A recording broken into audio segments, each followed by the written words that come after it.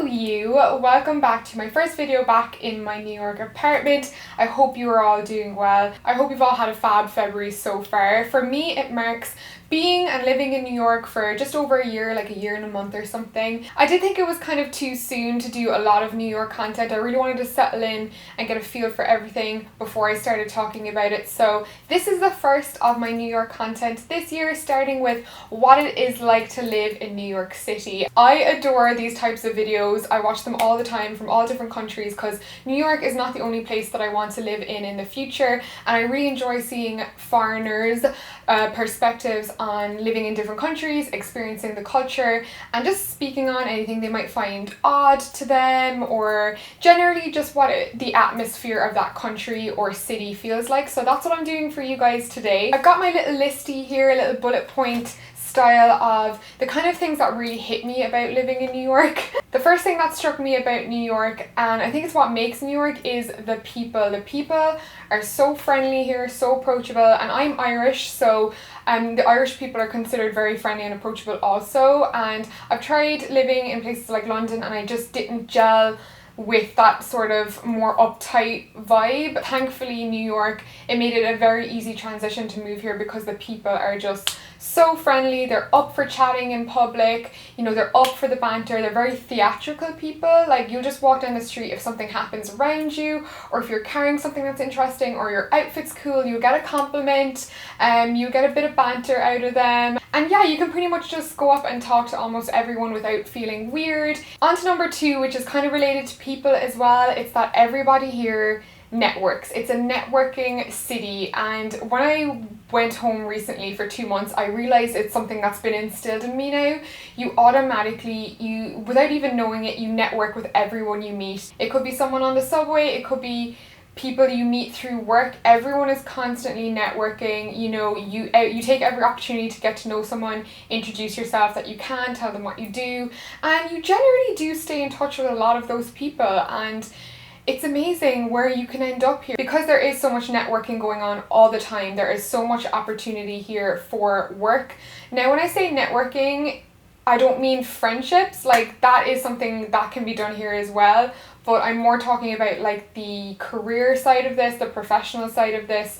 There is a lot of opportunity here for all industries really. I know people in all sorts of jobs, and you know, there are jobs here, there's recruitment agencies, people are switching roles all the time. It's very normal to just be in a position for 6 months and then move on, just to keep moving up the ladder in different companies. So there's a lot of opportunity there for professionals. I'm from Ireland, which right now does not have a very stable employment rate, I suppose, and especially if you're creative, there's not a lot of creative jobs. If you're like an artist, a designer, things like that. So somewhere like New York is amazing for that. And to number four, which is kind of touching on like money and cost of living here in New York.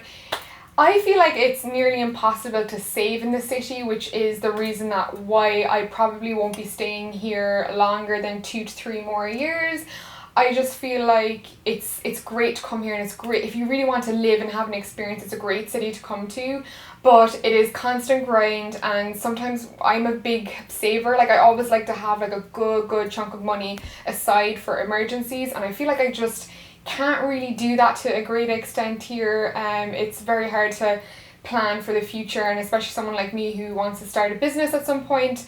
I just don't know if it's a lot harder in New York, let's put it that way. Which for me segues into number 5, which is it's really expensive here, and it's one of those things you adjust. Let me just say that you do adjust. Like any expensive country, you know, the opportunity sort of balances out what things cost. Things like groceries are super expensive, like double, triple the price of what I pay in Ireland. For example, I live on my own. I only buy the basic groceries that I need. I don't buy anything extra, and my groceries for 1 week will still come in at around $100, maybe a little bit more, maybe a little bit less, but usually at least $100 to $120 a week, which is a lot for one person. For that, I would usually feed 2 people. Drinks are double the price. I'm a cocktail gal, I'm not like a beer or wine drinker, so a cocktail will set you back about $15 in New York. But like a lot of things, there is a silver lining, and even though the drinks are more expensive, they're very, very strong. So you'll have 2 drinks and it'll be like the equivalent of 5 cocktails anywhere else in Europe. So with $30, you'll be well on your way. Things like going to the cinema or the movies are so expensive. It's like a big night out. It's about $30. Your ticket will be about 15, 16. Popcorn, drinks will be about another 10, 12, 15 kind of way. So it's a pretty big venture, and for someone who loves going to the cinema like me, it sucks. I think I went maybe 2 times in the whole year, versus when I'm in Belfast, I go like twice a week, so that sucks. Obviously, tipping is a big thing in New York. If you go out for dinner, lunch, you pretty much have to tip your waiters unless your service is really, really bad. But the waiters do live on their tips and they really rely on them, so you can pretty much expect to add $5 onto any meal in an already expensive city. So you're looking at about $15 for dinner or lunch, and then you're adding on $5 automatically. So anytime you eat out, it's pretty much going to cost you $20. And of course, rent. Rent is extortionate here, but honestly, compared to Dublin and Cork prices back in Ireland right now, it's only a couple of hundred more, and personally I would rather live in New York than live in Dublin or London and pay the same kind of money.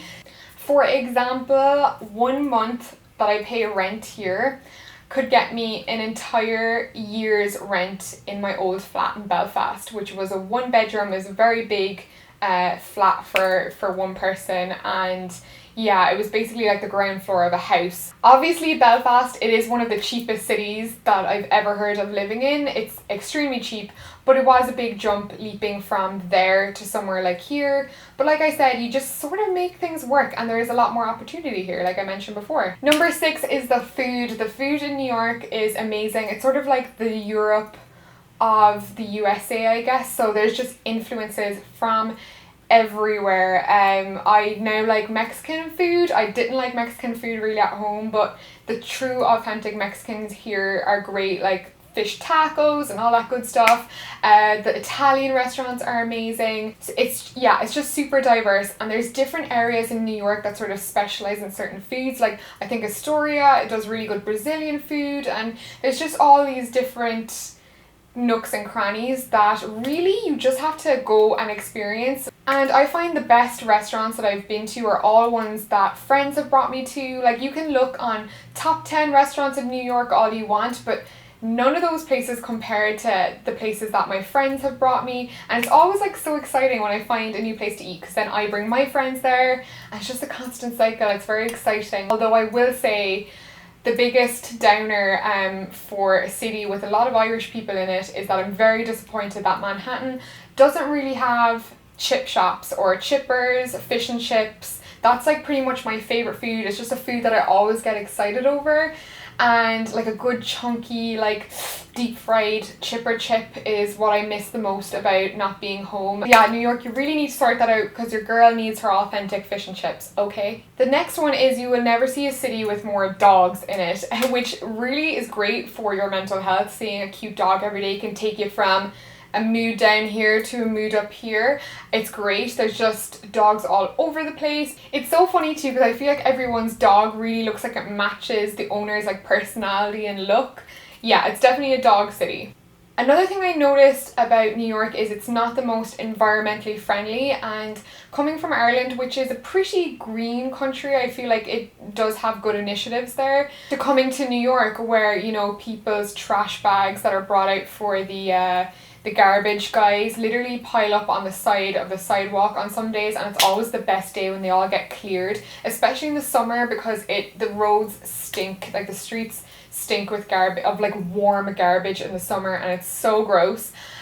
So yeah, the garbage situation is a bit awkward, but luckily my building does have recycling, but you have to take it all the way down to the basement. That's the only thing. I have like a little trash chute right outside my door, so it's way more tempting to just throw all of your waste in the trash chute rather than recycle it. So luckily my building does have it, but generally I don't feel like there's an emphasis on, you know, reducing the use of plastic, things like that. When you go to the grocery store, they give you like, they double bag everything, which is so weird for me, because in Ireland, you know, everyone brings reusable bags. Number 10 is something that I didn't even know, but last summer I realized that everyone in New York leaves at the weekend. They get like shorter Friday working days and then they are out of here. They are going to the Hamptons, Montauk. They can't stand being in New York in the summertime. I didn't mind it, but definitely this year I will make more of an effort to travel and get away, because it is a city where you need a break from it. Which brings me into kind of tip number, I don't know, 9, 10, 11, I lost track. But it's not a very peaceful city. Now I'm lucky, I feel like my apartment's really quiet, the walls are really thick. But there is like a constant hum in this city of like distant noise, and it's only when you get out of the city you realize what silence is, and it's a really beautiful thing, let me tell you. But yeah, it's just quite hectic, and you know, coming from Ireland that's quite open, and you know, the houses are generally quite separated, to living in a city where everyone lives in an apartment and everyone is just on the other side of a wall to somebody else from like multiple different sides. It's just, you're never truly alone. And I guess that, like, I always think of like, what if you just needed to scream? What if you just needed to let it all out? Coming to the end now, and a little bit more about the culture here in New York. It's definitely a very artistic city. It's very, very sociable. But the one thing I will say is, I think I kind of preferred London for actual things to do, because in New York I find, and now this is an opinion that may change in the future, I'm going to make a really big effort to involve myself a bit more with what's going on here, but my initial vibe after living here for a year is that it isn't as cultural as maybe say other countries. And maybe that's just because, you know, if you think about it, America hasn't actually been inhabited by Westerners for an awfully long time. Like when you compare it to like Rome or Paris, you know, there isn't that sense of like a really old history here, which I don't know if that kind of affects my opinion at all, but it's something I noticed. And once you are done with the touristy stuff like the museums and the galleries, there kind of isn't a ton left. Like there is lots of things to do, like quirky things like rooftop cinema and things like that,